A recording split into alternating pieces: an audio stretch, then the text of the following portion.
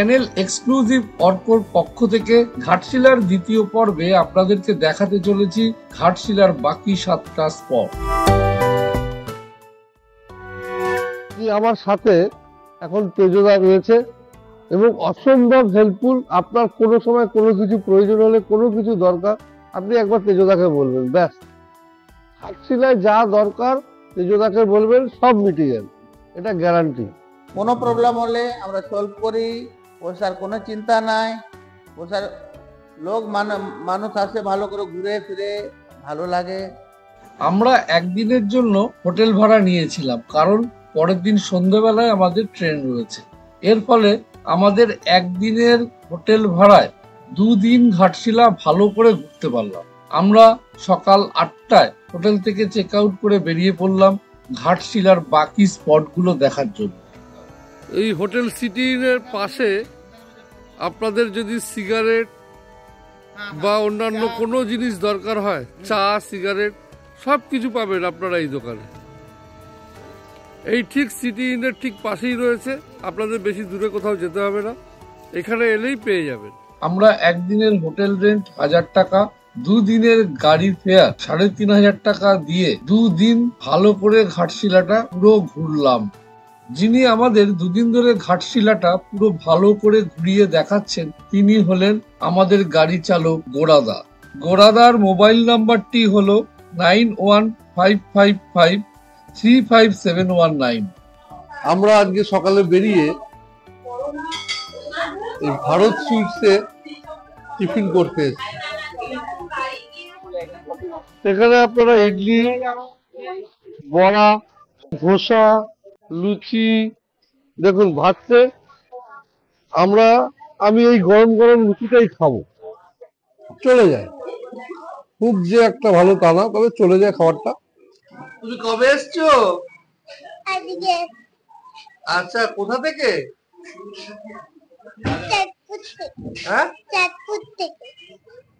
আমরা খাওয়া দাওয়া করে বেরিয়ে পড়লাম বিভিন্ন স্পট গুলো ঘুরতে। আমরা চেষ্টা করব আপনাদেরকে সমস্ত স্পট গুলো ভালো করে দেখানো। এই হলো রামকৃষ্ণ মঠ। আমরা এই রামকৃষ্ণ মঠ থেকেই আজকে যাত্রা শুরু করলাম। এই হলো রামকৃষ্ণ মঠ। আমরা রামকৃষ্ণ মঠের ভিতরে প্রবেশ করছি। বিশাল জায়গা নিয়ে এই মঠটি রয়েছে, যতটা সম্ভব দেখানোর চেষ্টা করছি।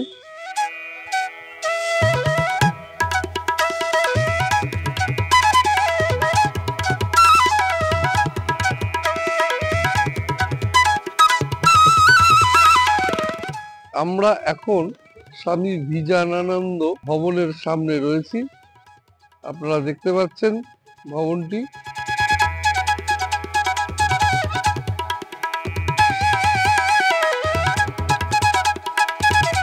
আমরা এখন স্বামী বিবেকানন্দ মেডিকেল সেন্টারের ঠিক সামনে।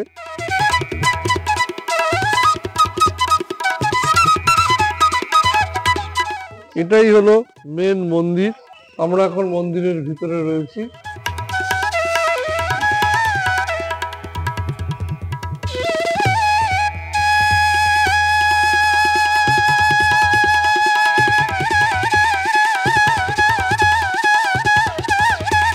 এটাই হলো মন্দিরের ভিতরে।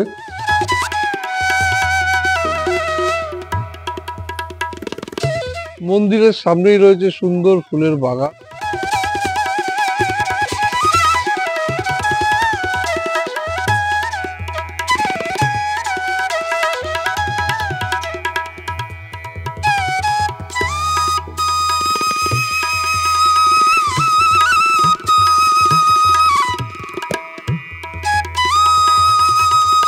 খুব সুন্দর পরিবেশ। আপনারা যদি ঘাটশিলায় আসেন তাহলে এই রামকৃষ্ণ মঠ ঘুরতে ভুলবেন না, অবশ্যই এই রামকৃষ্ণ মঠে আসবেন।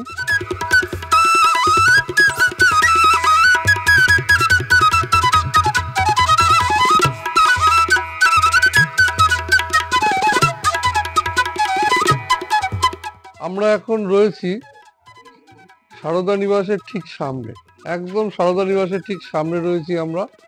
এখানে রয়েছে মংস কোয়ার্টার।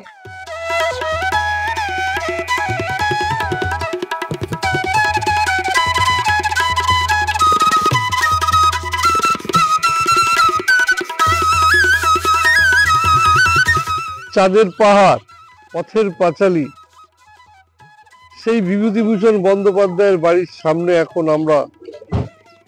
এটি হলো বিভূতিভূষণ বন্দ্যোপাধ্যায়ের বসত বাটি, গেট। আমরা ধীরে ধীরে ভিতরে প্রবেশ করছি। গেট দিয়ে ভিতরে ঢুকে ঠিক বাঁদিকেই রয়েছে বিভূতিভূষণ বন্দ্যোপাধ্যায় বাড়ির ভিতরে প্রবেশ করার পর দেখুন ভিতরে রয়েছে অনেকখানি জায়গা এবং গেটের ঠিক সোজাসুজি রয়েছে তারাদাস মঞ্চ অপুর পাঠশালা। এটি হলো বিভূতিভূষণ বন্দ্যোপাধ্যায়ের বাড়ি। যদিও তিনি জন্মগ্রহণ করেছিলেন কাঁচরাপাড়া ঘোষপাড়ায়। বিভূতিভূষণ বন্দ্যোপাধ্যায়ের জন্ম 12ই সেপ্টেম্বর 1894 সাল, বাংলার 28শে ভাদ্র 1301 বঙ্গাব্দ। স্থান উত্তর 24 পরগনা, কাঁচরাপাড়া নিকটস্থ ঘোষপাড়া মুরাতিপুর গ্রাম মাতুলালয়ে। আমরা এখন বিভূতিভূষণ বন্দ্যোপাধ্যায়ের বাড়ির ভিতর প্রবেশ করছি। ভগলপুরে রাজবাড়িতে বসে পথের পাঁচালীর প্রথম উপন্যাস লেখা 1929 সাল 2রা অক্টোবর মহালয়ার দিন প্রকাশিত হয়। ভিতরে ঢুকে রয়েছে লেখকের ব্যবহৃত পোশাক, চিঠি, অনেক উপন্যাস ও বহু তথ্য।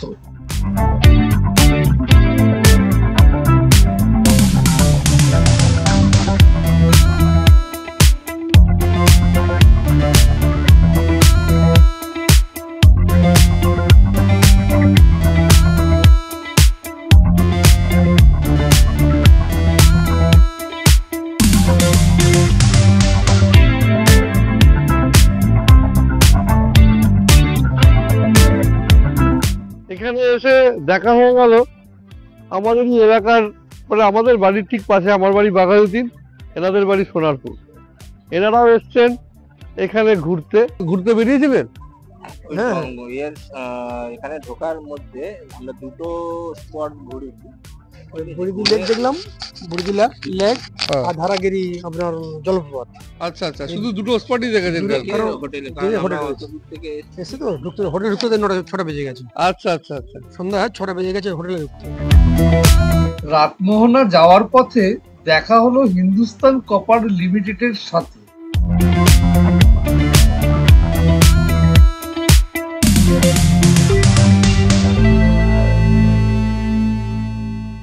এটা হলো সুবর্ণরেখা নদীর একটা অংশ, এটাকে বলা হয় রাতমোহনা। আমরা এখন ঠিক এর সামনে রয়েছি। ধীরে ধীরে আমরা নদীর দিকে যাব এবং আপনাদেরকে আরো ভালোভাবে দেখানোর চেষ্টা করব। এটাও সুবর্ণরেখা নদীর একটা অংশ। আমরা যাচ্ছি ধীরে ধীরে, আরো নদীর কাছে যাব। এই রাতমোহনাতেই এসে আপনারা ঠিক ডান দিকে নামার সময় ঠিক ডান দিকে চলে যাবেন, দেখবেন একটি ঝর্ণা রয়েছে। ঝর্ণাটা অসাধারণ, অসাধারণ ঝর্ণা, দেখলে আপনাদের মন ভরে যাবে। কি অপরূপ সৌন্দর্য এই ঝর্ণা, দেখলে মন ভরে যায়। সত্যি ঝর্ণাটা খুব ভালো।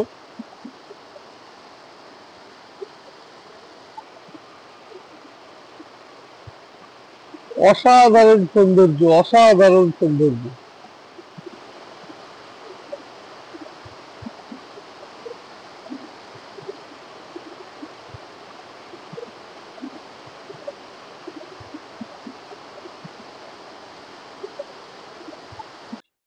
দেখুন রাতমোহনার কি সৌন্দর্য। একদিকে রয়েছে নদী আর ঠিক তার অপোজিটেই রয়েছে ঝর্ণা। যে ঝর্ণাটা আমি কিছুক্ষণ আগেই আপনাদের দেখালাম।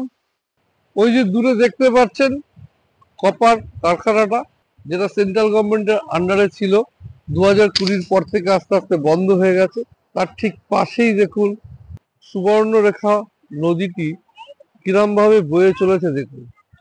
এই জায়গাটার নাম হলো রাতমোহনা।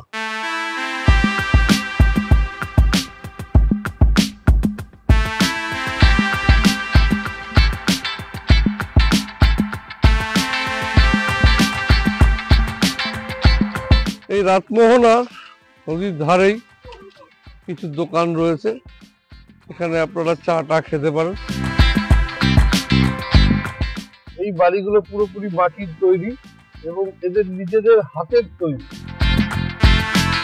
এবং এই পুরো রং টং যা দেখছেন সব নিজেরা হাতে তৈরি করেছে। আমরা এখন এই আদিবাসী পাড়ার পাশ দিয়ে যাচ্ছি। আমরা এখন সিদ্ধেশ্বরী পাহাড়ের দিকে যাচ্ছি। রাস্তাটা দেখুন, অসাধারণ রাস্তা।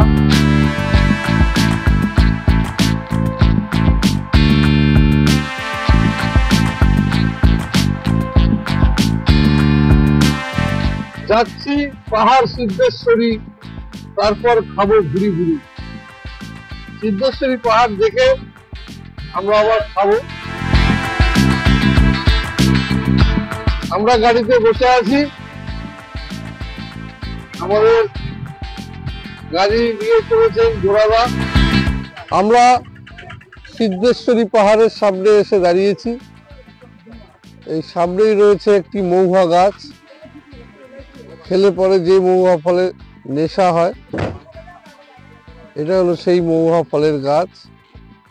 এই হলো সিদ্ধেশ্বরী পাহাড়ে ওঠার রাস্তা। এই রাস্তা দিয়ে আমরা ধীরে ধীরে সিদ্ধেশ্বরী পাহাড়ের উপরে উঠব। এর উপরে রয়েছে একটি মন্দির, সিদ্ধেশ্বর শিব মন্দির যাওয়ার পথ এটাই।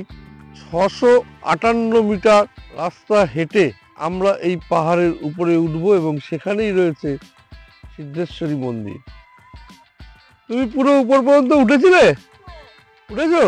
কষ্ট হয়েছে কি? আমরা এখন সিদ্ধেশ্বরী পাহাড়ের উপরে উঠছি। উপরে গিয়ে আমরা আপনাদের দেখাবো এবং মন্দিরটাও দেখাবো। 200 মিটার ওঠার পরে এখানে রয়েছে এন্ট্রি অফিস। এন্ট্রি করা হচ্ছে, যারা উপরে যাচ্ছে তাদের কাছ থেকে 5 টাকা করে নেওয়া হচ্ছে এবং মন্দিরে যাওয়ার জন্য এখানে তাদের নাম এন্ট্রি করা হচ্ছে। এখানে পাশেই রয়েছে দোকান।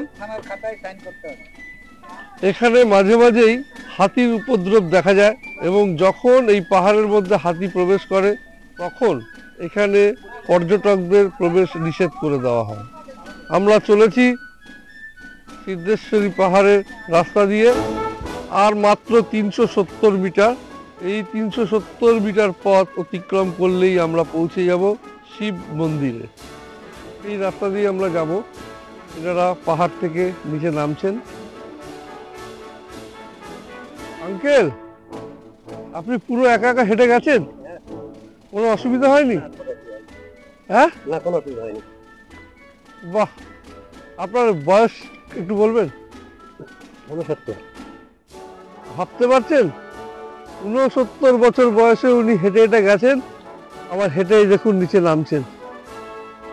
এখনো 235 মিটার রাস্তা অতিক্রম করলে তবেই আমরা গিয়ে পৌঁছবো সিদ্ধেশ্বর মন্দির, সিদ্ধেশ্বর শিব মন্দির।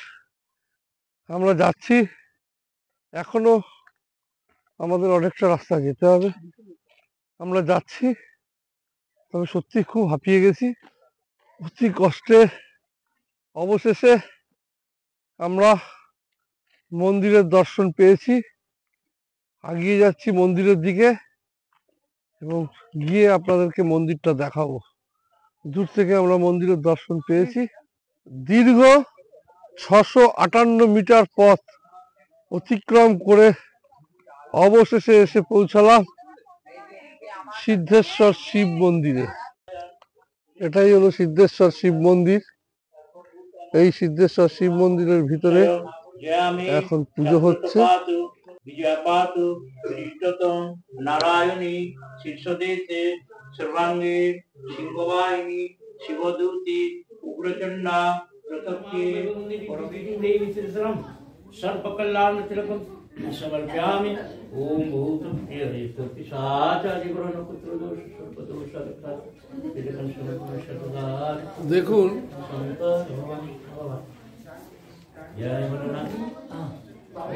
সমস্ত দর্শনার্থীরা এখানে এসেছে এবং এই শিব ঠাকুরের সামনে রয়েছে। এই হলো সেই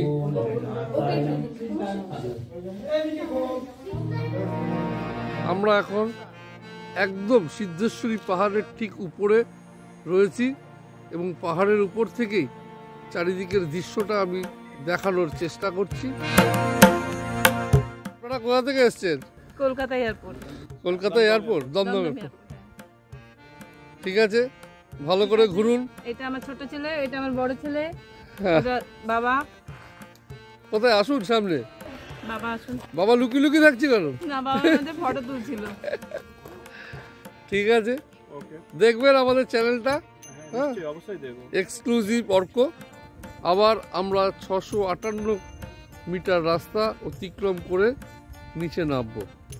এবার নামছি আমরা এই রাস্তা দিয়ে। দেখুন এই ভদ্রমহিলা আমার ওয়াইফ কি তাড়াতাড়ি করে এখন নামছে। হ্যাঁ, ওঠার সময় উঠতে পারছিল না, নামার সময় দেখুন কি তাড়াতাড়ি।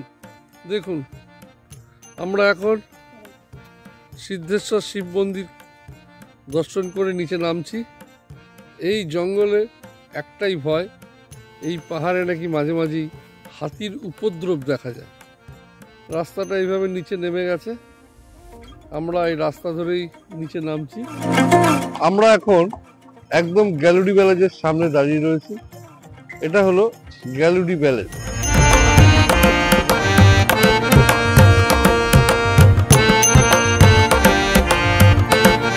এখানে গেট করা আছে, উপর থেকে যখন জল ছাড়ে গেট খুলে দিলে পরে উপর থেকে এপারে জল ঢুকে। এই গ্যালুডি ব্যালেজের এপারেই জল থাকে, এখন জল ছেড়ে দিয়েছে, জল নেই, একদমই জল নেই। এই এপারের জলই ওপারে যায়। এখান থেকে দেখতে পারবেন ওপারটা, ঠিক ব্রিজের নিচ দিয়ে ওপারটা দেখা যাচ্ছে। দেখুন এই গ্যালুডি ব্রিজের পাশ দিয়ে এই রাস্তা দিয়ে সব গাড়িগুলো যাতায়াত করছে। আমরা এখন এই গ্যালুডি ব্রিজের সামনেই রয়েছি। এখানে এসে আমার সঙ্গে একটা বাচ্চার দেখা হলো। মাস্টার নাম বলো। সৃজিত ব্যানার্জি। মাস্টার সৃজিত ব্যানার্জি। মজার ব্যাপার, পৃথিবী গোল বলে না, ঠিক তাই। এখানে এসেও সে আমারই পাড়ার লোক। আমিও থাকি বাঘাযতীনে, ওই বাচ্চাও থাকে বাঘাযতীনে। ও সৃজিত ব্যানার্জি, ওর বাবা মার সাথে এসছে ঘাটশিলা ঘুরতে।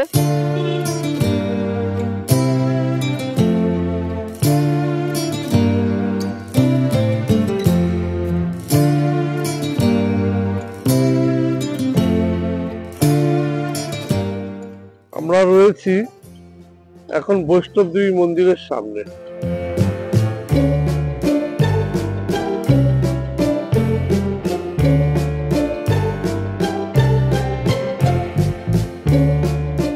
মন্দিরের সামনে দেখুন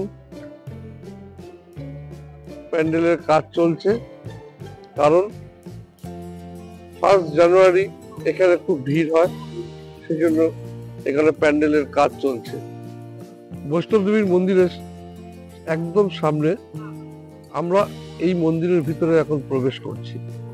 মন্দিরের ভিতরে অনেক লোকজন রয়েছে এবং দেবী ওই দূরে দেখা যাচ্ছে। আমরা বৈষ্ণব দেবীর সামনে রয়েছি। বৈষ্ণব দেবীর মূর্তি আপনারা দেখতে পাচ্ছেন। মাত্র 3 বছর আগে এই মন্দিরটি প্রতিষ্ঠিত হয়েছে। বৈষ্ণব দেবীর এক সাইডে রয়েছে রাম, সীতা, লক্ষ্মণ এবং হনুমানজির মূর্তি, ঠিক আরেক পাশেই রয়েছে রাধা কৃষ্ণ। এটা হলো লক্ষ্মী যন্ত্র।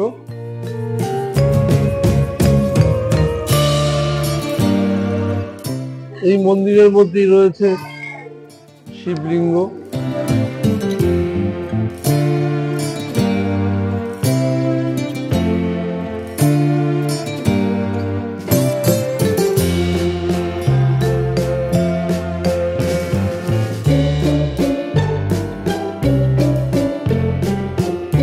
আমরা বৈষ্ণব দেবীর মন্দির থেকে এসে এই হাভেলি ধাবাতে এলাম, এখানে খাওয়া দাওয়া করবো। দেখি এদের খাওয়া দাওয়াটা কেমন। আমরা চিকেন থালি অর্ডার করেছিলাম। চিকেন থালিতে যেটা দিয়েছে দেখুন, রাইস, রুটি, চিকেন, একটা আলু সবজি ভাজা, ডাল, পাঁপড় আর স্যালাড, আর এছাড়াও সাথে পেঁয়াজও দিয়েছে। তবে দেখে মনে হচ্ছে খাবারটা ভালো।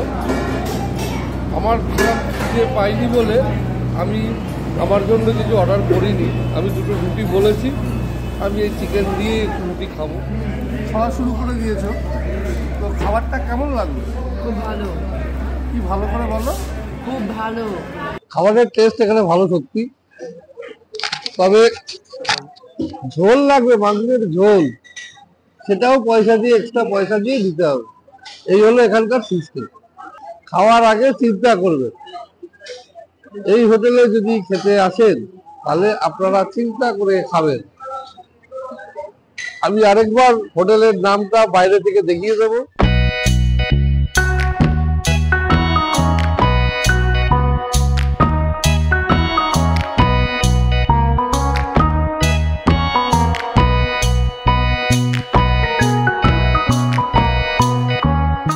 এই রাস্তা দিয়ে আমরা এলাম।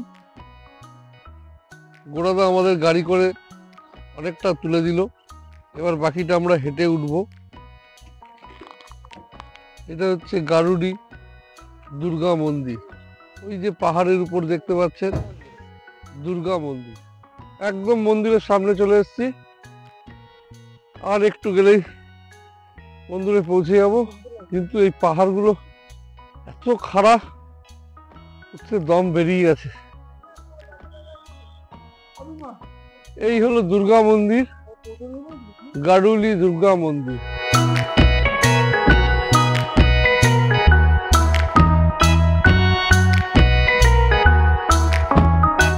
মন্দিরের গেট বন্ধ, তাই আমরা ভিতরে প্রবেশ করতে পারলাম না। বাইরে থেকেই মন্দিরের ছবি দেখানোর চেষ্টা করলাম। এটা হলো ওয়াটার পার্ক। দুর্গা মন্দিরের ঠিক নিচেই গারুলিতে এই ওয়াটার পার্কটা তৈরি হচ্ছে। পরবর্তী ক্ষেত্রে আপনারা এলে এটা দেখতে পাবেন, এখানে যদি কিছু থাকে সেগুলো আপনারা উপভোগ করতে পারবেন। দুদিন টানা আমরা এই গাড়িটা করেই ঘুরেছি এবং আমাদেরকে নিয়ে গোড়াদা ঘুরিয়েছেন। খুব ভালো ঘুরিয়েছেন উনি। ওনার ঘোরানো সম্পর্কে আমার কিছু বলার নেই, ঠিক আছে। এবং আমাদের চ্যানেল থেকে যদি বলে যে ফোন করেছে, তাহলে দেখবেন যদি স্পেশাল কিছু ডিসকাউন্ট করতে পারেন করে দেবেন, ঠিক আছে। ঠিক আছে, আপনার থ্রুতে এলে তো হবেই। আপনারা ঘাটশিলা আসার পৌঁছানোর আগে থেকেই ওনাকে বুক করে নেবেন, তাহলে আপনারা স্টেশন থেকে নেমেই ওনাকে পেয়ে যাবেন এবং ওখান থেকে উনি আপনাদেরকে হোটেলে নিয়ে যাবে। হ্যাঁ, আপনাদের এক্সট্রা খরচাটাও লাগবে না হোটেলে যাওয়া। আমরা হোটেল থেকে বেরিয়ে এখন ঘাটশিলা স্টেশনে এসে দাঁড়িয়েছি। এখন এই ঘাটশিলা স্টেশন থেকে জনশতাব্দী এক্সপ্রেস করে আমরা বাড়ি যাব। ওয়েট করছি, জনশতাব্দী এক্সপ্রেস এলে আমরা উঠব। ট্রেনের টাইম ছিল 5:30, কিন্তু এখন 6টা বেজে গেছে, এখনো ট্রেন ঢোকেনি। আমরা অবশেষে জনশতাব্দী এক্সপ্রেসে উঠলাম। এই যে ট্রেনটার টাইম ছিল 5:35, সেই ট্রেনটা ঢুকলো 7:21। এখন দেখা যাক এই ট্রেনটা কেমন যায় এবং কটার সময় আমরা হাওড়ায় গিয়ে পৌঁছই। ট্রেনে উঠেছি, ওঠার পরে খিদেও পেয়ে গেছে কিছু, তাই একটু স্যান্ডউইচ কিনলাম। এই স্যান্ডউইচটা আমরা নিলাম। দেখি এবার স্যান্ডউইচটা খেয়ে দেখি, স্যান্ডউইচটা খুললাম আমি। এবার একটু সসটা দেখি ঢেলে দিই, সসটা দিয়ে কেমন লাগে দেখতে হবে। দেখি খেয়ে দেখি।